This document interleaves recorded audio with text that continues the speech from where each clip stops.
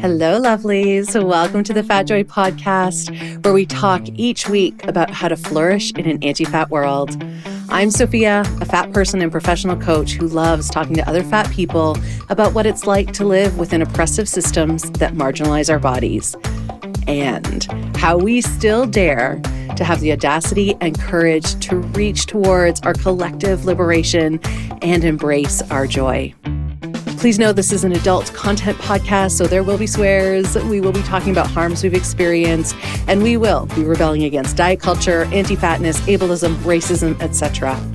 If you'd like to support the Fat Joy podcast and get bonus content as a thank you, please check us out at patreon.com/fatjoy.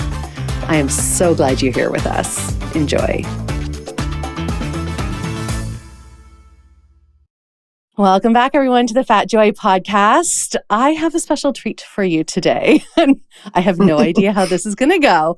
I am joined by a friend who is like one of my best friends who I met in grade 8. We just figured out we have now known each other for 29 years, which is astonishing and slightly terrifying.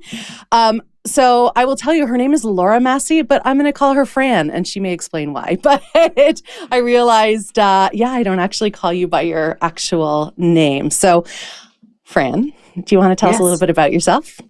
Sure. So, yes, I do have 2 names. We'll just start there. My name is Laura Francis, but when I was young, I went by Fran. That's what my family called me. And when I was 11, we moved to another state, and I got mad at my parents and decided to change my name. So I changed it to Laura, and I repeatedly did not get phone calls because people would call the house and say, "May I speak with Laura?" And my parents would say, "I'm sorry, you have the wrong number." I don't think I knew that's the origin story. Yes. So, yes, and that was moving to Milledgeville, Georgia, where I met Sophia. That's it. And, we went through high school together. And then she actually moved away when we were 17, but we have maintained that distance friendship for 25 years. Oh my God. So that's pretty incredible. Yeah. Yeah. It is. So, So grew up in Central Georgia, went to college in Atlanta, Georgia, a small all-women's college. Loved it. Go Agnes Scott. And then stayed in Atlanta, moved to St. Augustine for a bit to do something different, and decided it was not for me, and moved back to Atlanta and dated my boyfriend for a while. He became my husband. We got married. We had a child, a daughter named Addison, and got divorced a few years later. And here I am now dating somebody else for a while. And I am a CPA. I work for a small company doing fun accounting things. I get to play Office every day. It's lots of fun for me. And my daughter's 9, just got a new dog. And that's... Yeah, 3-step kids. We are now both co-parenting, caregivers. I don't even know the terms. It's so strange. It is very strange. Yeah. It's very weird to... Yeah. So...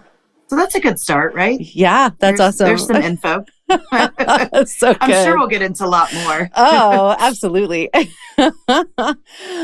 So Fran, one of the reasons I was so excited to talk to you, just because I love you and we, we stay in touch, and kindred spirits. Oh yes, Anna Green Gables was our thing as a kid. Oh my God, that totally makes me want to talk about Footloose and Willow and all the others, but I'm gonna hold focus. This is why this interview is going to be hard. They are remaking Willow, by the way. I know. My sister sent me the thing because she knows it's our thing. Yeah, super excited. Yay, Disney. One of the reasons I thought it'd be I think this is the last time we talked, I thought it'd be so fun to chat with you about body stuff, because you and I have been through a shit ton of body stuff together. We met in grade 8, so we were 14. We went all the way through till teen years, like 11. I think I left when I was 16, 17. 16, 17. Yeah. And then, of course, stayed in touch throughout those years. So like almost 30 years of staying connected, having a friendship, right? And just like the typical body stuff that that we went through and talked a lot about. But it was interesting in our last conversation. I'd asked you about my parents and like, did you ever notice they did this thing for me? And you're like, oh yeah, like your mom said stuff to me about my body. And I was like, we need to have a podcast conversation. Because I think talking about it now as adults is very different, obviously, than how we possibly talked about it or thought about it when we were kids. And so I'm just so curious to get that tangent exploration because I feel like it's so relatable. So that brings me to the first question, which is your relationship to the word fat. And that journey, this is a big one. So I'd say I don't have a good relationship with the word. I still don't like it. I'm not comfortable with it. Yeah. I am fat at this point. I have not always been. I kind of went up and down. So in high school, I was always heavier than most of our friends. You were not, and you were the hot, international, you had that Greek long hair. You played soccer with all the boys. So my best friend was this hot girl and I was like a size 16 and, Do you know what though?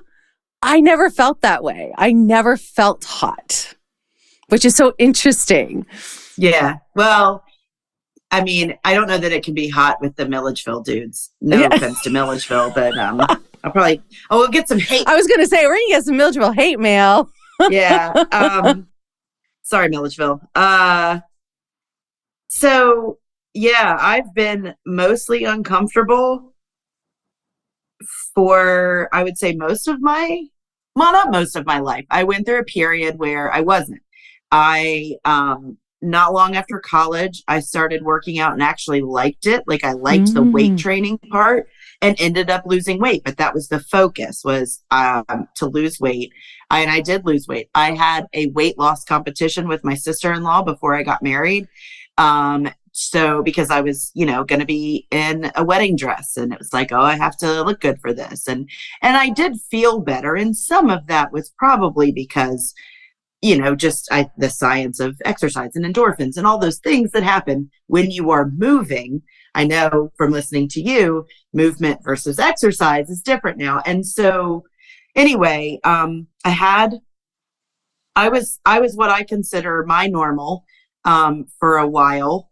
And then I had a baby and, had a hard time losing weight from that. And then I was sure breastfeeding was just going to take it all off because that's what everybody said. It was like, oh, you'll lose so much weight breastfeeding. I lost like 0. Oh. And then I got on some anti-anxiety medicine and I don't know if it was that or hormones or something else, but I gained 30 pounds in a year and I'm now 100 pounds heavier than when I had a baby. And it's just astounding to me. Like I think about that number and it's awful. Now I don't weigh myself. Most of the time it's fine, but there are times when I'm moving, like I tie my shoes and I'm like, I have to like move my leg a different way because my stomach's in the way. Right. Stuff like that. Yeah. And it just, I've certainly done a lot of therapy.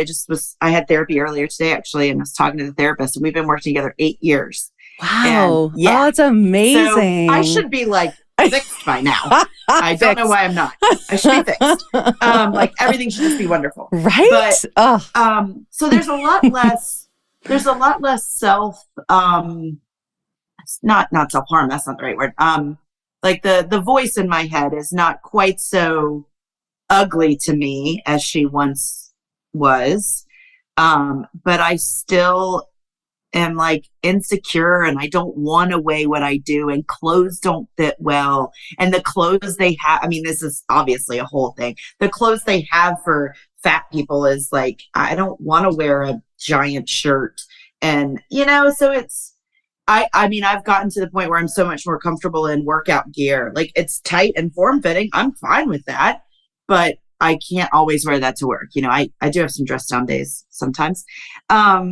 So yeah, that's a really long-winded answer, but yeah. I don't love the word, but I want to. It's just letting go of all of the shit behind it that we know that, I mean, all of this is about. So it's good to hear people talk about it. I will say it. I am not, sometimes I can't listen to it because I just feel too shitty about myself. Absolutely. Yeah. It's like too close on some days. I feel like that too. There are days where I'm like, I just can't with diet culture right now. Yeah. Or even people shouting out against diet culture. There are days where it's too much. Yeah. Yeah. Right. Yeah. I love that, Fran. Thank you. I'm so curious. And I love that we're having this, I love that we're having this conversation live for the first time. And we haven't actually talked about this before, which is like, I want to go back. Like so obviously we know each other's families very well. We kind of lived at each other's homes. My impression of your parents, and you have two brothers, I have a brother and a sister, like our sibling ages are all around the same. So a lot of similarities. I'm so curious about like, did you ever have attention drawn to your body when you were a kid? Was that ever something that came up in your family? Like Miss Mary Kay, like your mom and your dad are, kind of straight size. Like, I'm just so curious if you ever experienced feelings around that. They were, yeah, it's funny. When my mom was in her 40s, she probably had the best shape in her life. I remember she was running. My dad ran. They both ran like 6 miles a couple days a week. My mom was working out and had the capacity to. I mean, we were older at that point. Like, it's funny to think, my mom had three kids by the time she was 29, and I had 0 kids, and so we were groaner. This isn't a grammar podcast. No, not at all. We were more grown. And so we could, take the bus home and whatever. I didn't. So yeah, I was heavier. My brothers were not. Nobody in my family really was. It comes from my dad's side. I am shaped like my dad's side of the family. I'm shaped like my grandmother. Me too. My grandmother struggled with weight. Okay. Yeah. My dad's mom. Yeah. My grandma. Yeah. Yeah. So an aunt on my dad's side had gastric bypass surgery and just a lot of weight fluctuation. So no, I don't remember. It may have been when I came home from college one time and they were talking about food. And of course I gained the freshman 15 or 20 or whatever it is, because college food was amazing. I didn't have to cook for myself. I think I had like a boiled egg and hash browns with gravy on them every day for weeks. Oh my God, delicious. I know. And such comfort food. Oh yeah. And always, God, if we have the food conversation. Well, I was going to say, I remember like meals at your place. I think when I would sleep over, I think in this, like let's say the Saturday morning or whenever breakfast was, your family would make the best Southern food. It would be like biscuits and gravy and like, oh my God, tick dip. That would be like an evening kind of thing, basically melted cheese and you just dip chips into it and all like the amazing popcorn and popcorn salt. Like your family, I loved your family's food. That was very different from the food I was having in my house. So yes, I come from, you have to clean your plate and like 3 solid meals a day where it is, dinner is often a meat, a starch, and a vegetable. So I did always have to eat my green thing. Like that's still what I equate as healthy. Yes, yeah. Exactly. That's still my healthy today is something green. Gotta have something green. So it's so ingrained in me, and the whole like cleaning your plate. I already see I'm going down a tangent. So that concept is such a struggle to this day. I have biscuits in my fridge right now because we had a meeting last week at work and they brought in breakfast for us. And some of us that are local in Atlanta took some of the food home. So I have biscuits in there. I don't need to eat them. They're probably bad at this point, but I feel so terrible wasting them. So I'm just eating them. I don't necessarily want a biscuit, not maybe, the whole good for you, bad for you, whatever. But like, that's not maybe what I need right now. Not the best fuel for my body, but I'm like, well, I can't waste it. I don't. So the struggle of listening to my body of when am I full? What do I actually want? Like I was not taught that at all with food. No, me neither. Yeah, like you eat what's put in front of you. It was not like an intuitive eating type of approach. I don't know if did that exist 30 years ago in a popular kind of way? I don't think so. No. I certainly never heard it either. But I remember that from your family and my family too. My parents were the same. Yeah, like you didn't get to also too, there was no choice. You ate what was put in front of you. You were not allowed to be a picky eater, which is also very different these days. Yep. Nope. And you had to eat your food to get your dessert. So sometimes it was like eating it just, that whole intuitive eating, I wish it had existed. And it is hard. I know we may get to this later, but with Addison now, trying to teach her to eat what's put in front of you, don't waste food, but also don't eat more than you need to. But I need that. Like I'm tempted to just give up now, and she's 9. It's fine. I'm sure I've given her enough. She can go through the rest of her life. She'll be fine. Yeah. She won't need 8 years of therapy. No. She's fine. Yeah. I mean, I remember my mom doing South Beach diet. Oh yeah. South Beach. Yeah. I realized early that diets didn't work because the minute you say no to me, that's all I want. And I like. So like, what would happen? What would that look like? You can't have asparagus. Fran, you can't have asparagus. Oh, well, all I want is asparagus. That's what I'm going to eat. And so the minute you say no ice cream, I'm literally craving ice cream. Yeah. I don't know if it's the rebellious side, what it is, but the minute you say no, I'm like, well, screw you. That's what I want. So I learned early I can't restrict myself. And I didn't like the concept of it. Like, I don't like that it's this all or nothing. You know, I've got friends that are like, oh, I'm gluten-free and the brain fog has lifted or, oh, I don't drink alcohol. And I'm like, but none of that sounds like fun. Like, I like food. Yeah. And gluten tastes amazing. Like, I'm not giving up pizza. Well, that's so, like, I didn't realize like how emotionally intelligent of you to actually at a pretty young age think, it doesn't feel good to go all or none. It doesn't feel good to restrict. Right. And I think, I think the problem back then was more, I just don't look like everybody and clothes don't fit me well. And like, you're supposed to be skinnier. You're supposed to lose weight. So I think it's more that I have a problem there than that I don't like my body. You know what I mean? Like I try to be thankful. My body does a lot for me. And I mean that, like, you've talked about that. I think we've talked about that. People talk about that in general. Like, you know, all the posts online with fat, able-bodied people, like that's, you know, my body does just what yours does. I can move. You know, I did, a couple of years ago during the beginning of the pandemic, I was talking with Karin, who, you know, friend from college, and we were going to get together at some point. We kind of got the idea like, oh, I should bench press you. It came up from there, but then, so that's what I worked towards. And I bench pressed her. She's 130 pounds. I picked up a human 14 times and I bench pressed her. Like, and there are photos and video proof. Yeah. It was so good. Yeah, that was, so it's just this crap out here that says that you're not supposed to look like that. And that there's like, that's the part, you know, like I wish I could find a pair of jeans that was comfortable, you know, and like that kind of stuff is where I think I struggle. And that's where my focus, the negative part of me is, well, I can't find clothes that fit. That's the only way I'm going to look better is if I can lose weight so I can find clothes. Right. If you just bring back muumuus, I'd be fine. I am all for a muumuu. Yeah.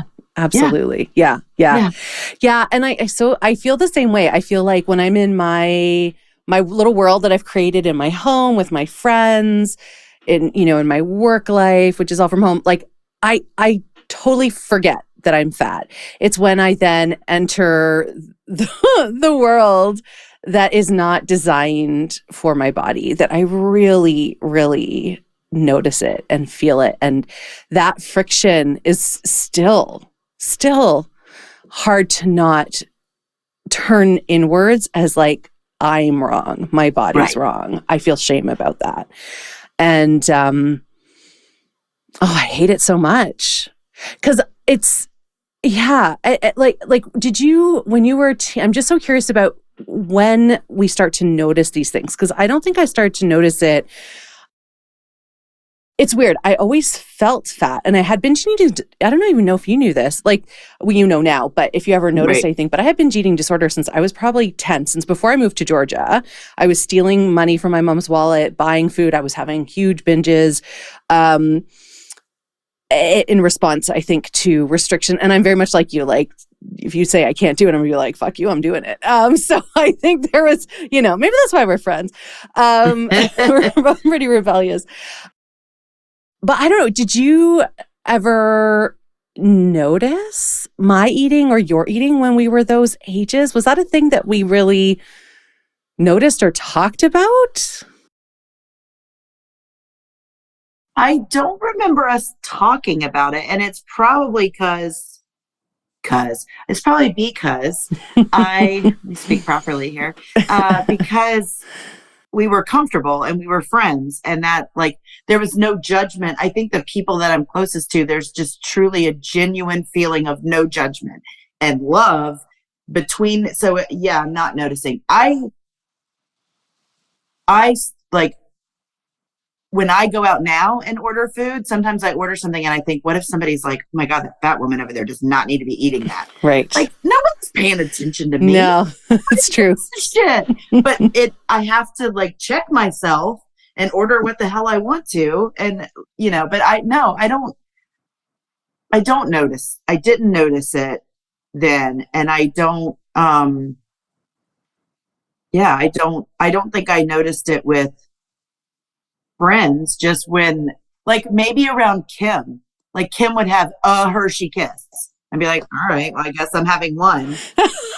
Because you felt like you couldn't have more. Right. Yeah, Kim was this little tiny petite whatever. And even when you and I at that time were different sizes, and I felt fatter. I don't know that I would have called myself fat then, because I think I would have been embarrassed to.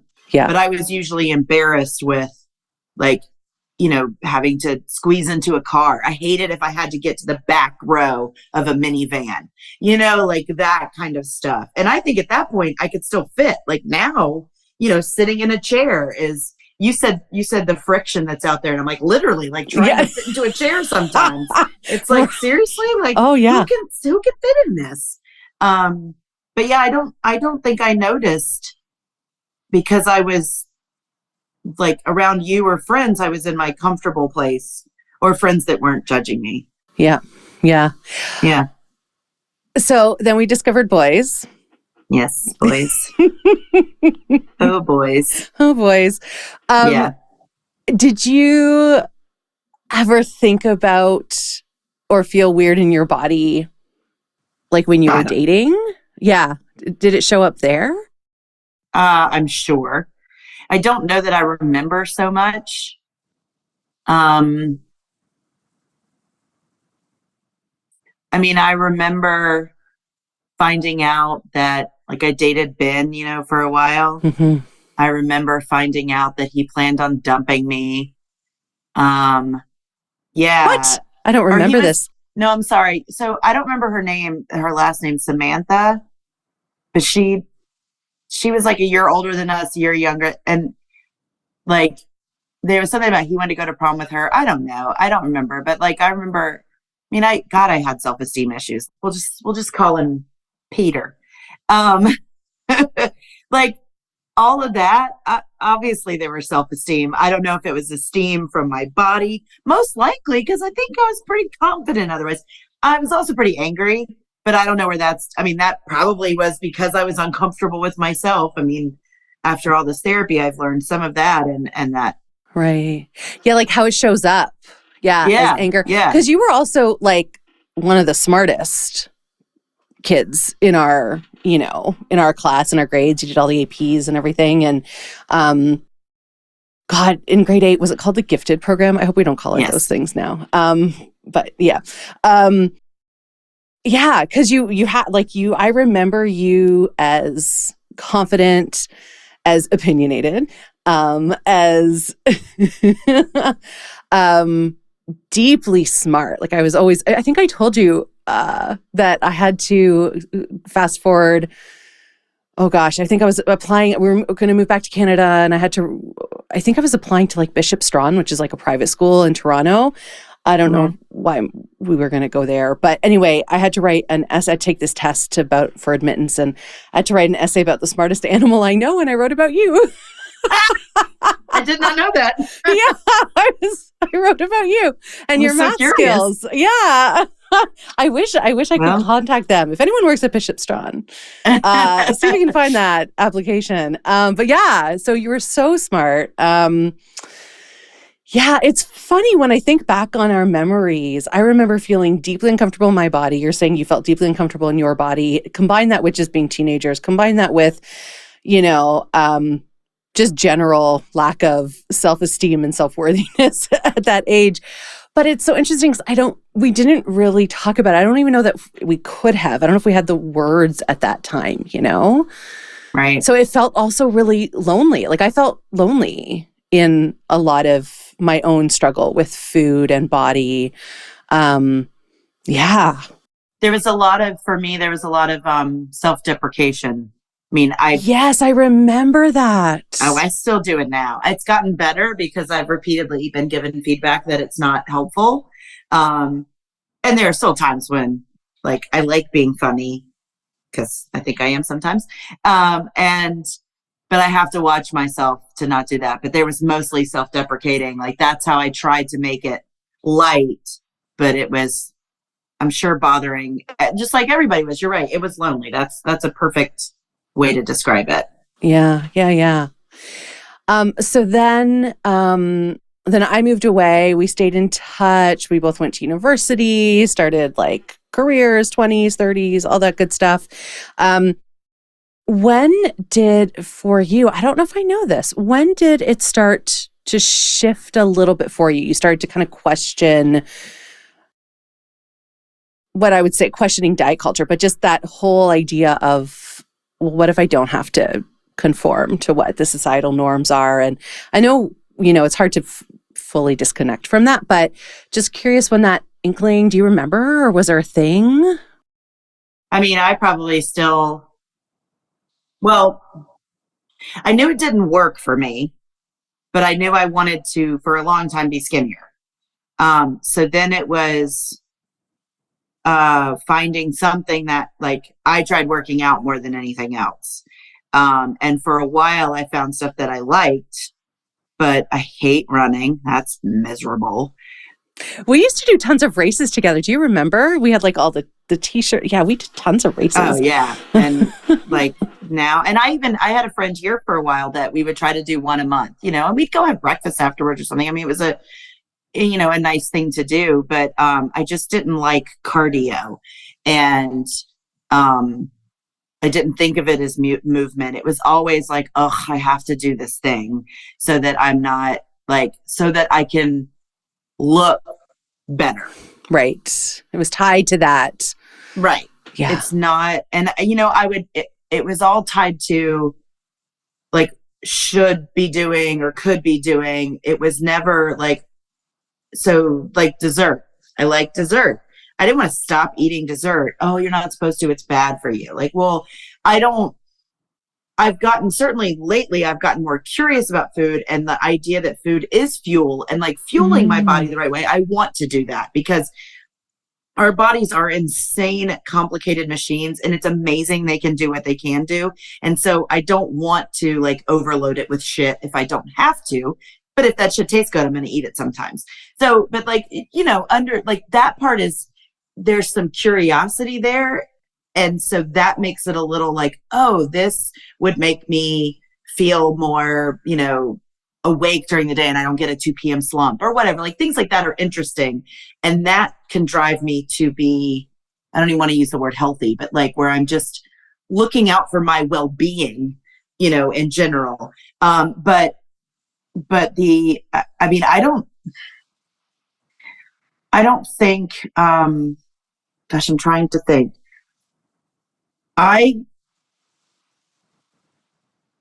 Up until very recently, I have always wanted to be skinnier, or I've worked towards that in some way, even though I've known that diet culture might not I won't say diet culture, diets did not work for me. Yeah. Like intentional weight loss. Intentional weight loss was really always very hard, and I struggled with it. And, I mean, so I don't know that until recently I've really said like none of this shit that's out here is, it is a crock. Like the shit people try to sell, like it doesn't work. And it's all money and it's all capitalism and all that stuff. And so it's so hard to still shed it. But like I'm gonna do what I can do, and that's all I can do. Like, it's kind of, I still may be uncomfortable in myself sometimes, but I'm not going that route. Like, I'm not dieting again. I'm never doing it again. I would like to, know how to nourish my body from that perspective. I want to move because that is good for me. I watched both my grandparents who were healthy for a long time. Nani boogie boarded until she was 75, like nice. That's impressive. I want to be able to move, but the minute they stopped moving, it went so downhill and they were in pain and couldn't move. And I don't want to do that. So I'm just trying to shift away from, I can't tell you the last time I weighed myself at the doctor, but like, I'm just trying to shift in general away from food is good or bad, workout is good or bad. I just want to move. I've got literally right here in front of me, I've got juggling balls. Because are you learning how to juggle? I'm learning how to juggle, and it's, it's fun. I do it until I get pissed off and then I put them back down. I love that. Yeah. I feel like I'm going on so many tangents, but it's so relatable. Everything you're saying makes so much sense. It's so relatable because it is, I think it's this, again, what I hear from clients, what I hear from everyone I speak to, certainly for myself, it's this journey. It's like, oh yeah. And then at some point I stopped doing calorie math. And then, oh yeah, at some point I got rid of my, size 12 clothing. Then at some point I, refused to be weighed at the doctor's office. And I would educate anyone who would listen. And even if they weren't listening, I was saying it, about why the BMI is bullshit. And then at some point, so it's like I feel like there's these little kind of stepping stones along the way. Mm-hmm. And it's just this gradual learning that happens that then creates a bit of a mindset shift, which impacts our behavior. And then that is just kind of how we start to live. Because I have no idea what I weigh. I refuse to be weighed by any doctor because there is no need to weigh me. Take the blood work. Let's talk about, health from a way that actually is impactful, which is my blood work and my vitals. And those are all perfect. So there's no need to weigh me. You're not giving me any medication that's based on my weight. So there's just all these things that start to shift and then you start to show up differently. So it's cool. It's been so neat to see you on that journey too. Well, so I just went to the doctor recently. So I've had high blood pressure since I was 30, and it runs in my family very strongly. And I was on the smaller side I was at least 115 pounds lighter than I am right now. I have had to increase my blood pressure. And now my blood pressure medicine gives me heartburn. So I had to take something for that. So, and my doctor's really good, and she's very good about, it's not jumping right to like, what do you eat? It's just like, what do you do for mental health? We talk about therapy. She was referred to me by my psychiatrist who prescribes my anti-anxiety medicine. But this last time she did say, she's like, losing a little weight might help with the blood pressure. And I have a hard time with that. So I haven't done the research because I know this is one of the things you want to empower people and teach people, but health-wise and medical-wise, that's always been the case. Now, I will never be off blood pressure medicine because it runs in my family, but I've had to increase as I've gained weight. Is there a connection there or not? It's also as you've gotten older, as stress levels change. That's my struggle with these recommendations. I will say I'm very excited. I've got 2 health experts, one who's an actual doctor and another one who travels the world talking to doctors about fat, like anti-fat bias. Because this is the thing that comes up all the time. Certainly, as you know, with my family, it's this whole, but your health. I mean, my parents were in the medical field, and that whole thing. And what the research unequivocally shows, we have over a century of research that shows that dieting doesn't work. All it does is put us into a stress state, which actually then creates a lot of those other problems. When I was dieting, my cholesterol was super high. I stopped dieting. My cholesterol is perfect. My triglycerides are perfect. And again, this also starts to get into healthism. Like, it's okay that I'm fat because I'm healthy, which suddenly has health as a moral thing. And I don't want to say that. But this whole health is the reason why fat people should not exist is just so insidious. And the research that is sponsored by Noom and Weight Watchers and Novo Nordisk and all the bariatric surgery providers. And it's all so biased and terrible. And they only watch people for 6 months. At 2 years, even after bariatric surgery, almost everyone has gained back the weight. And they have major complications. Yeah, like bariatric surgery itself is not a permanent. So there is no permanent way. And I don't know. I don't want to go off too far into this, but it just it's just so frustrating. But those are the people that you look to. I mean, I know doctors don't know everything. You trust them. Right. And it's kind of like, well, I don't know what else to do. And, it is very, it's just very hard to know which direction to go. And it's kind of like, well, but it's not enough to make me, until somebody says you're going to die unless you do this. Like, I can't see myself cutting a specific food group out or alcohol out. I mean, everything in moderation. Yeah, well, and what they show, what actually what like proper research shows is that health promoting behaviors like movement, like mindfulness, like decreasing stress, like connection to loved ones, being like having relationships with people who really see you and you get really seen by, those things all impact all of those measures more deeply, like a sense of safety. All of that counts more than putting yourself on a diet to intentionally lose weight. And it really bums me out that that's not like what's part of the conversation. Yeah. Yeah. What did you say when your doctor said that? Like, how did that make you feel? Because I do value her, because she is very big picture, not just, the doctor I was seeing before was an old white man. And it was like, he literally looked at his chart the whole time. Okay, we'll lose some weight, Gross. And I know. Yeah. And, she said and she normally doesn't mention it. She's like, you have gained 20 pounds in this last year. She's like, it's just something we have to keep an eye on. She wasn't like, go home and lose weight immediately. And she would not say, do a diet or anything like that. She's just, she'll talk about my movement and that kind of thing. And that's part of it does scare me a little, because I don't move enough. I sit at a desk all day. When I'm in the office, I get up and down and walk around, but that's not as much movement. And so that was when I started talking to, I still go to the gym. I still go to that same trainer that got me ready to press Cayenne. And I love the heavy stuff. That's not a lot of movement. And so I do worry about my own movement and flexibility. So I think I'm just, like, I've just told myself, just focus on those and don't worry about the rest of it. Smart. And if something gets better, it does. And if something doesn't, then I'll figure it out then. I've tried really hard to stop doing that whole, like, well, what if this doesn't work? What if this doesn't work? Because that's my tendency. So the anxiety medicine's working. Yay.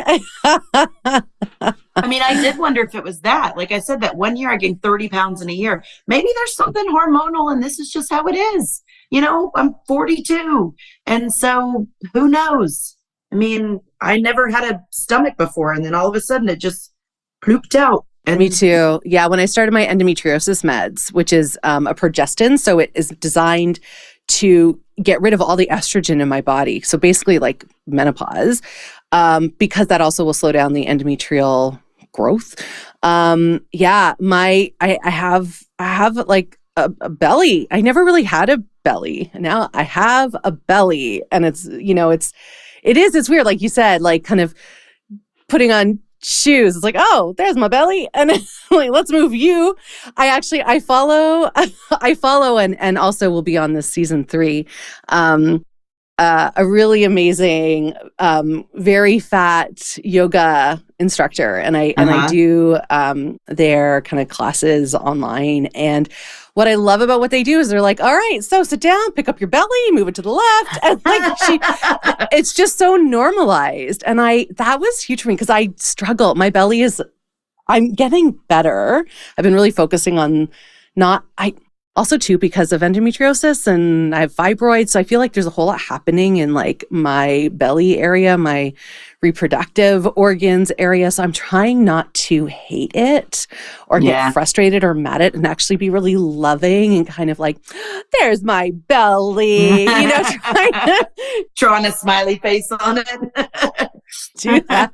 Just kind of change the energy a little bit so that it's not, it doesn't feel, I don't want to dislike any part of my body, because even like what you said, like our bodies are so incredible.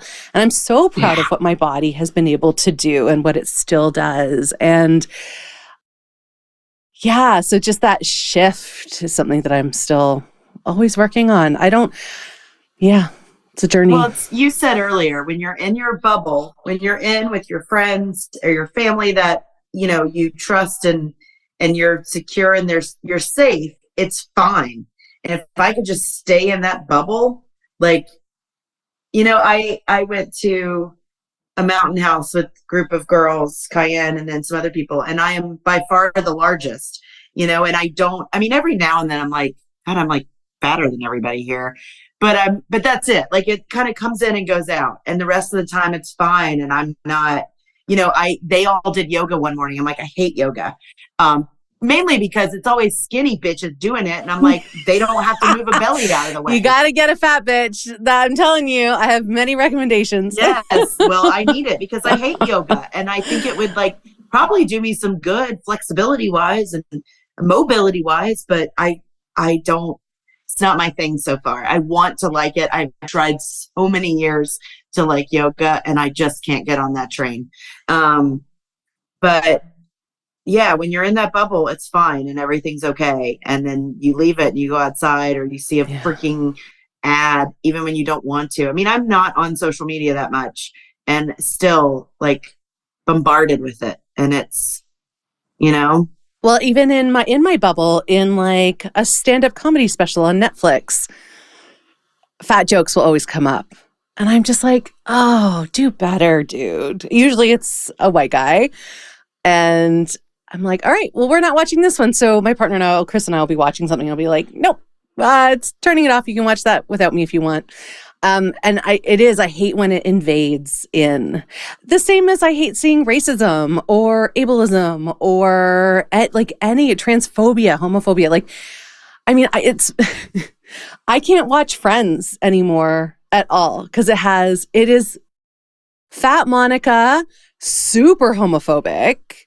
Oh my gosh, go back and watch with a lens. Oh yeah, there's lots of like the guys get too close together and they're like, oh, like they like as if the thought of two guys touching shoulders is disgusting. Like it's really, I watched it a couple years ago and I thought, oh yeah, Friends is done for me now.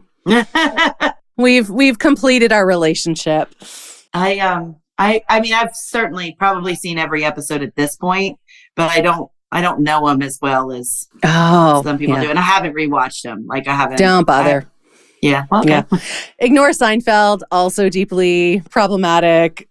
I hated Seinfeld the first time it came on. Yeah. I never watched it. Drove me freaking batty. Yeah. Everybody's like, oh, I can't believe you don't like Seinfeld. I also don't like Jerry Maguire out there, people. Like, that was a stupid movie. Tom Cruise is awful. I love it. Yeah. In case we're curious. Yes, I am very curious. I want all your opinions. Yeah. Oh, yeah. You did say I was opinionated. Jerry Maguire is stupid.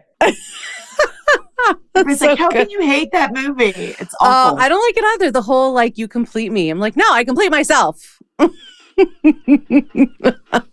Yeah, our parents, one thing that our parents definitely had in common was raising us to be really independent. Oh, yeah. Yeah.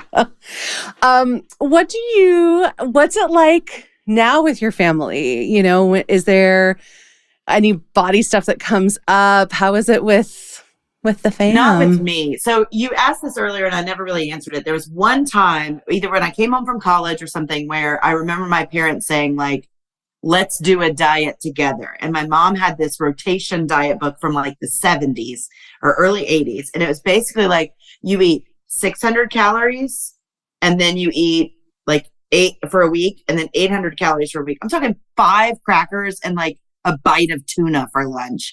And it's for like 3 weeks and you do it and it's, you know, jumpstarts your metabolism or something. And I did that and it was, I mean, I like was chewing the last bite of cracker and I was starving, you know, and again, because I couldn't eat anymore, I literally thought about food all day.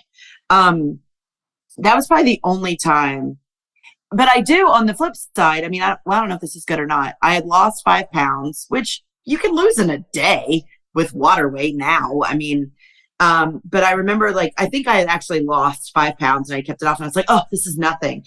And I remember my dad like handing me a bag of flour and was like, you lost this much. Yes. And yes. so I like to think of that in a positive way of like, this is what you're not carrying around anymore. I mean, not like you are gross and you're not gross anymore, but just like this is something. It's substantial, like recognize your, you know, small steps. I don't feel any pressure. So one of my aunts is very health conscious, very skinny now. She's like plays tennis and golf during the weeks. And she's, you know, careful about food and all that stuff. She was, I not even fat. She was pudgy when she was younger and granddaddy made fun of her for it. Like this is the oldest. And so she's always had, so I'm guessing, I mean, she's over 70 and I would guess there's leftover stuff with that. Maybe she likes it and is happy that way. Some people are happy that way and looking at what they're eating and all that stuff. And that's fine. So there's like, I feel kind of twingy sort of around her. I never feel judged by her at all. It's more my own thing that I'm telling myself that people are judging me. But no, I don't get anything from my family now. That's great. I mean, my stepmom we'll talk about stuff. My stepmom struggles with her weight and like is pre-diabetic and, you know, the doctors are always telling her she has to lose weight. So we talk about it, but it doesn't feel bad now. And I don't like every now and then I don't necessarily fight the fat phobic fight. Like, I don't know that I'm interested in that. Other than to just exist and prove people wrong in that way, like because I exist and I'm happy and that kind of thing. So I don't always shut it down. That's not one of the, I guess, I don't know why. I don't know if it's made, because I've tried to think about that before, because that's one of the areas, like especially when you're talking about the comedian, like, I don't know that not that I don't care. Do you know what I'm trying to say very badly? Yeah. So I like, if they start talking about diet or, oh, you shouldn't eat this or shouldn't eat that. But it doesn't, with my family, it doesn't feel like a judgmental thing. Larry, my partner, he's always like, oh, I'm fat. He's obsessed with Peloton, but he loves it. But he's like, oh, I can't eat that. You know, oh, I have to watch, you know, what I'm eating. And he's lost weight and he's building muscle and he looks good, but he looked good before. So for him, I'm always like, okay, you have to stop saying that. You cannot say you're fat. You can't. Yeah. Well, especially in front of the kids. I feel very protective. He won't in front of the kids, right? He doesn't. I don't think I've heard him in front of the kids, but like one of his kids eats clean cuisine. And I'm like, why are you're 14 and you're a beanpole? Like, but I think it's just because he likes the taste of it. But like, how did he get introduced to that in the first place? Like, so that's the part where I don't know. Yeah, but I don't feel it around my family now. It's pretty comfortable. I think, I'm That's good. I'm glad. I'm so curious. What have you thought a lot about this with Addison? How you want to be with her? I mean, raising a little girl. How Addison is 9. Yeah, it's messed up. Like kids, it's way harder than everybody says it is. They should come with a manual. Oh gosh.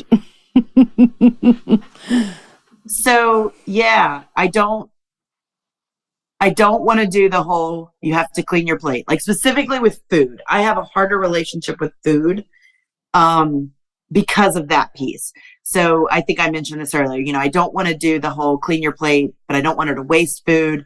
I don't want her to eat more than she needs to eat. Like there are times when, she'll say, I'm full right now, or I need a break from eating. And then, but then it's hard because it's like, okay, do they get up from the table 8 times? Like Addison will not sit still while she eats. I mean, the girl is like up and down, up and down, up and down. And, so yeah, I don't know what to do all the time. Sometimes I will ask at therapy, I'm like, she wants dessert. I don't want to say you have to eat your food to get dessert because then it's dessert as a reward, but she should eat something sweet if she wants because I don't want to bar it. So, I mean, it's like literally every meal sometimes it's like, and I still have to do a green thing. And you still have to do a green thing.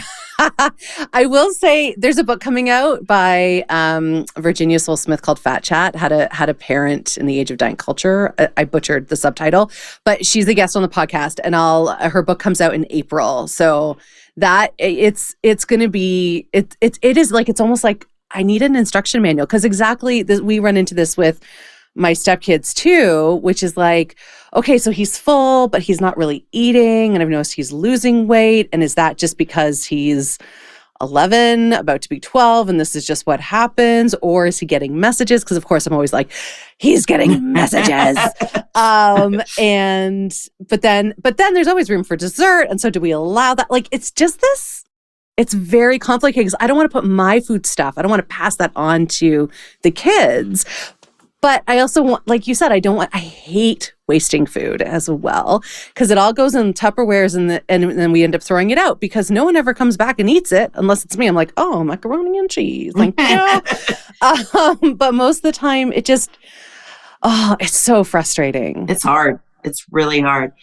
I did like the advice I got about, I mean, this is small and dessert related, but I was talking about, okay, well, she wants dessert after food, but if she doesn't eat all her meal, I don't want to make her eat if she's full. I don't want to give her dessert if she's full too, but kids they have a separate stomach for dessert. So it was basically like you get dessert that's sort of commiserate with the foods you ate. So you ate a little bit of food, you get a little bit of dessert. Like, so like half a cookie. Yeah. Like, oh, I'm going to try that. That's interesting. I mean, it was kind of, it's like, and then you sort of explain like, well, you weren't as hungry. So we're just, you don't want to eat too much in general. Like so Addison, anytime she mentions that, she's like, well, my stomach is full. Then I'm like, great, listen to your stomach, and so, but then you don't want to create like where they eat 3 bites and then an hour later they're like, I'm hungry again. Because, that whole, like your stepkids go through this, all of a sudden it's like they're going through a growth spurt and they're eating everything. Or sometimes I think they're just bored, which is when I eat also. So yeah, it's difficult. And Addison is a beanpole also. I mean, like no fat on her body whatsoever. And she's asked a couple times, am I fat? And I'm like, absolutely not. I said, but if you were, it would be okay. Like, I don't, it doesn't, I mean, we've tried to go that route with everything. Like, we asked her about school. Like, are there any boys you like? Are there any girls you like? Just tried to say, okay, whatever path you want, go for it.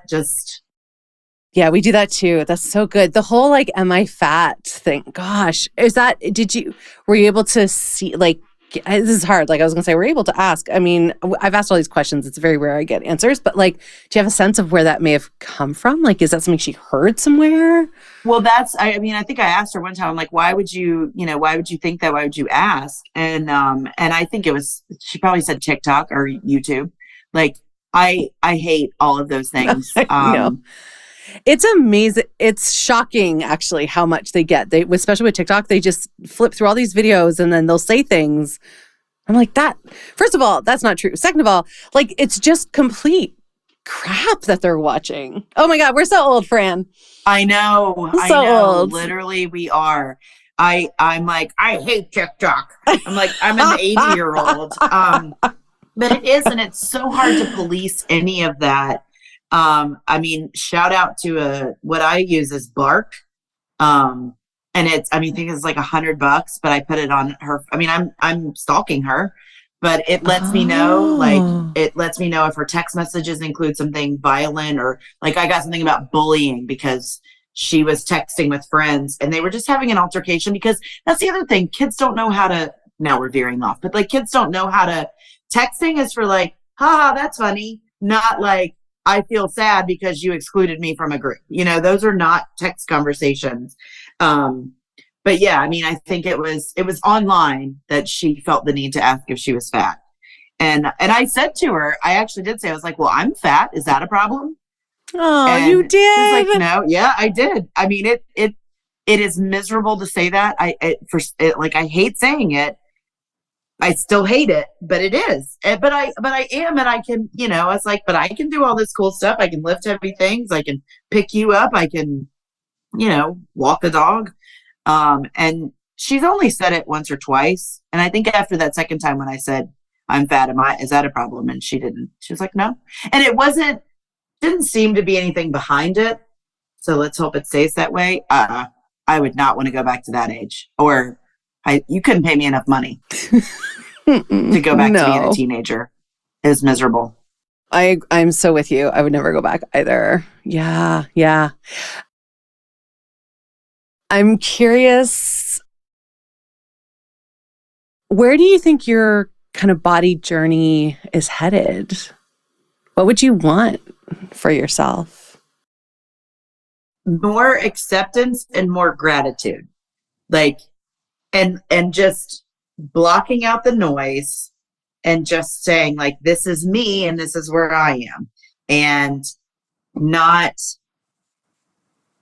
feeling bad if I didn't move enough or I ate the wrong thing. I mean, it's not wrong. Getting over saying anything is wrong to you. Right. Good and bad. Yeah. Yeah. Yeah. Good, bad, whatever. I mean, I am curious about mobility and flexibility. And I think focusing on the things that benefit my body in terms of moving through life is where I want to head and focus, and not worry about the other stuff, because I'm not going to change. I don't want to say I'm not going to change. I'm not going to change for the wrong reason. If I find that something fuels me and makes me feel good, then I'll do it.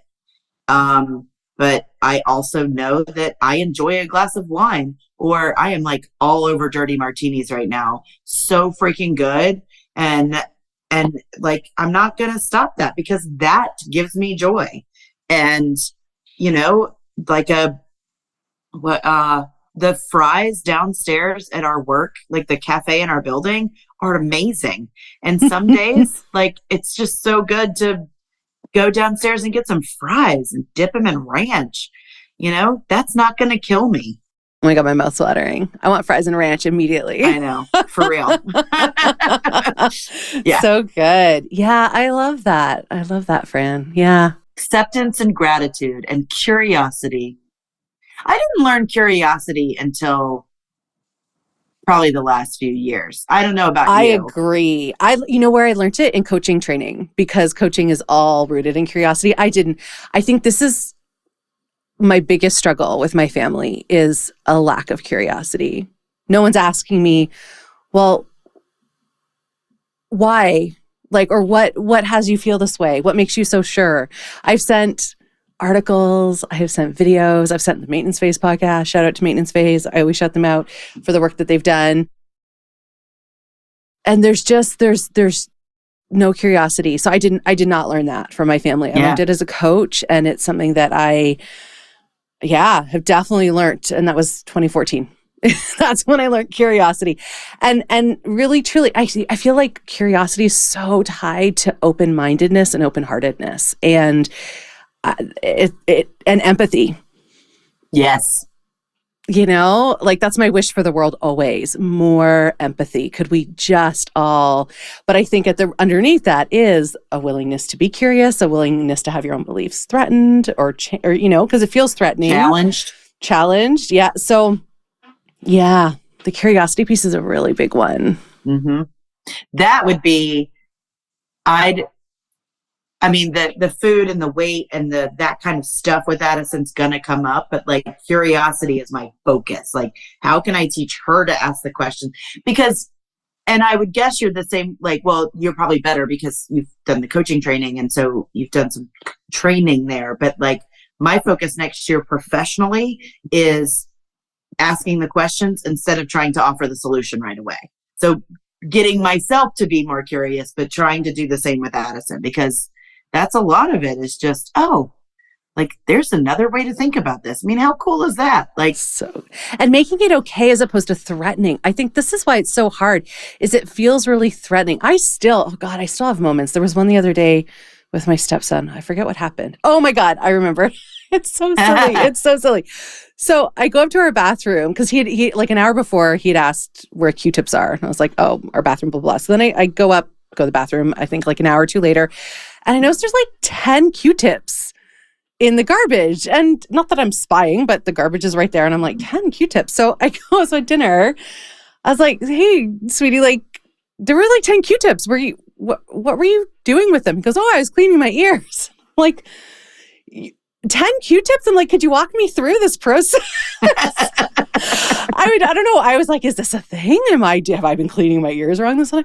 Anyway, so he started to describe, oh yeah, sure. Like I use one Q-tip, I get it wet, and I do this. And he was describing this process. I know. And I immediately was like, who taught you that? That's totally wrong. And I was like, I totally shit all over how he cleans his ears.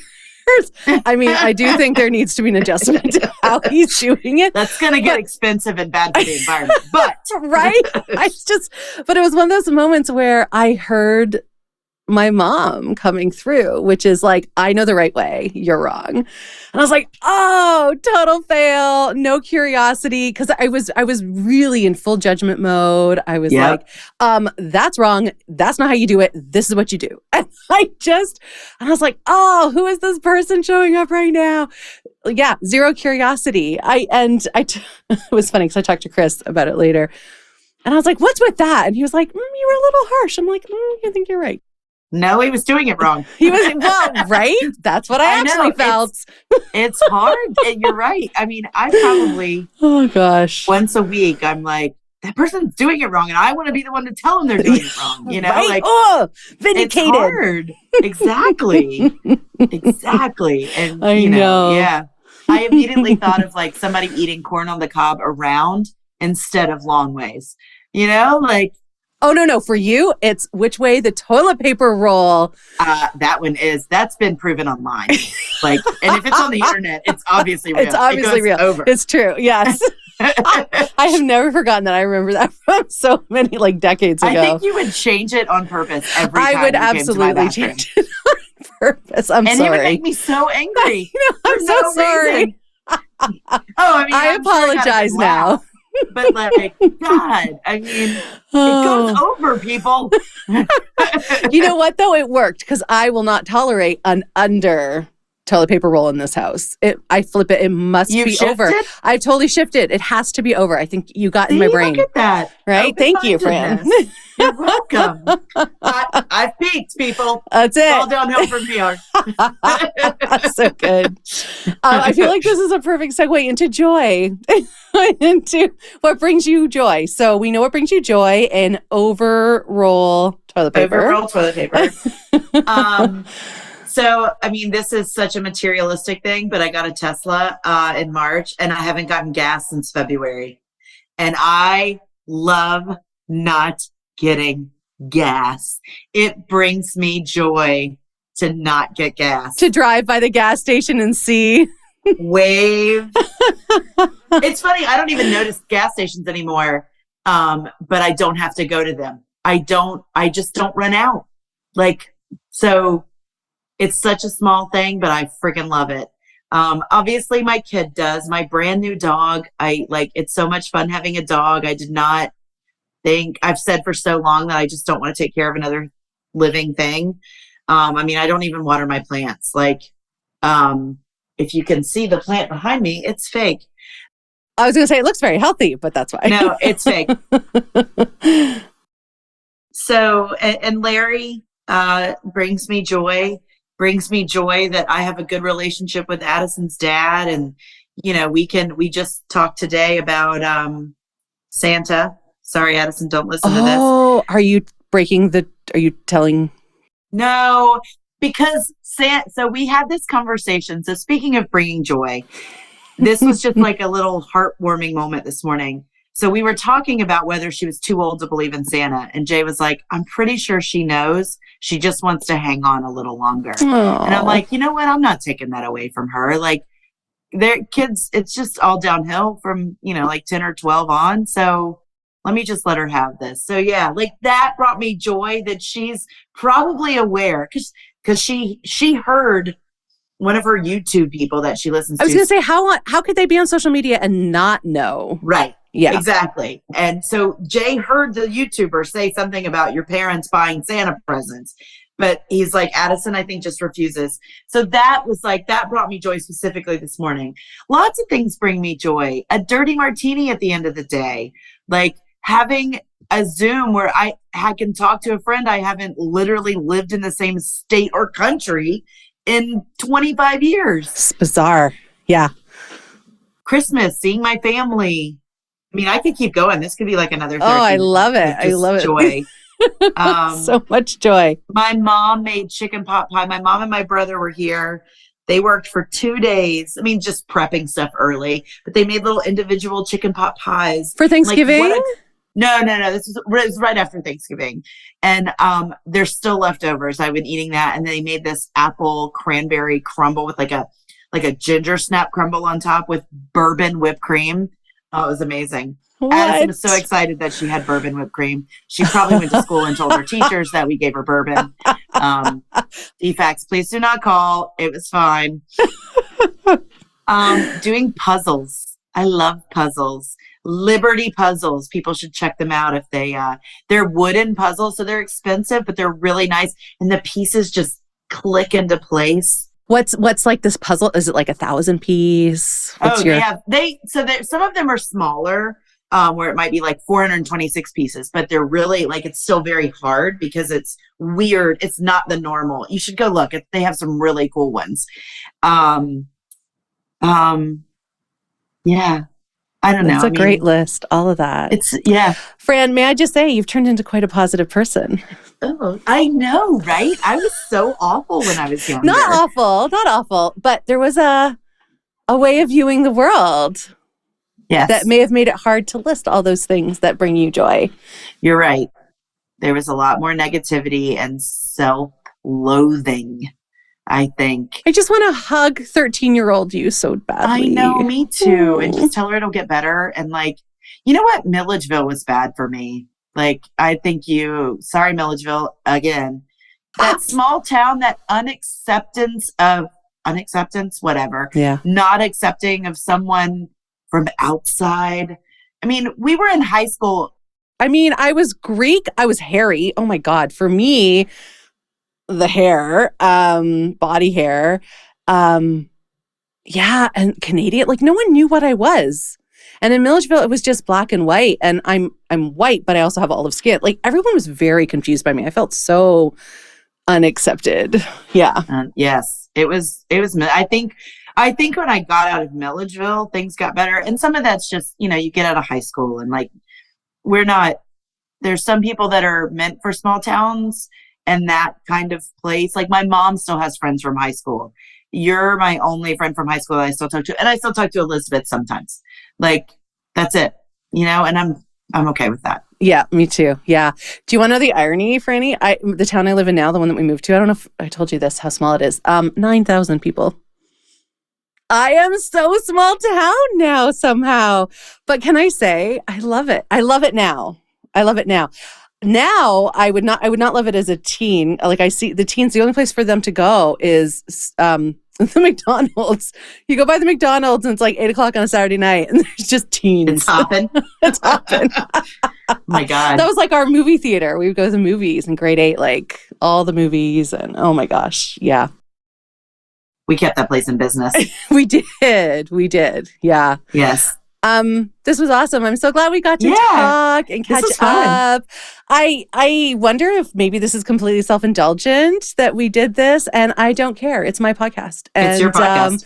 I loved this conversation. It was so good too. to talk about all this stuff with you. Like, it's neat. We were so close. We are still so close, but there are these parts that you just don't talk about when you're younger. So it's fun to kind of unearth some of that and explore it. So thank you for being game for doing this. I love you. I love this conversation. Me too. Thank you. So good. All right, Franny. Bye. Bye. Before we go, I'd like to read a poem because poetry can reach our hearts in a different way. Poems can have us feel in a different way. And that's what this podcast is all about. Expanding our hearts, deepening our empathy, and inviting in joy.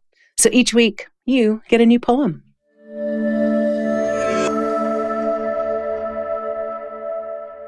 Today's poem is inspired by my conversation with Laura Massey, who I call Fran. I've known Fran since grade 8, so 28 years. And we spent most of our awkward years together, those teen years. And so this poem feels perfect. It's called Yes, Of Course It Hurts. And it's by Karin Boye, translated into English by David McDuff. And here it is. Yes, of course it hurts when buds are breaking. Why else would the springtime falter? Why would all our ardent longing bind itself in frozen, bitter pallor? After all, the bud was covered all the winter. What new thing is it that bursts and wears? Yes, of course it hurts when buds are breaking, hurts for that which grows and that which bars. Yes, it is hard when drops are falling, trembling with fear and heavy hanging, cleaving to the twig and swelling, sliding. Weight draws them down, though they go on clinging. Hard to be uncertain, afraid and divided. Hard to feel the depths, attract and call. Yet sit fast and merely tremble. Hard to want to stay and want to fall. Then when things are worst and nothing helps, the tree's buds break as in rejoicing. Then, when no fear holds back any longer, down in glitter go the twigs' drops plunging. Forget that they were frightened by the new. Forget their fear before the flight unfurled. Feel for a second that their greatest safety rests in that trust that creates the worlds. Thank you for joining me today. My hope is that you're feeling a little less alone and a little more seen. So until the next episode, you can find me on Instagram at fatjoy.life, on YouTube at youtube.com/@fatjoy, and on Patreon at patreon.com/fatjoy. Please do check out the show notes for how you can connect with my amazing guest and for the links to the poem. All right, lovely. I am sending you off with my best wishes for an abundantly Fat Joy day, and I look forward to talking to you again soon. Bye-bye.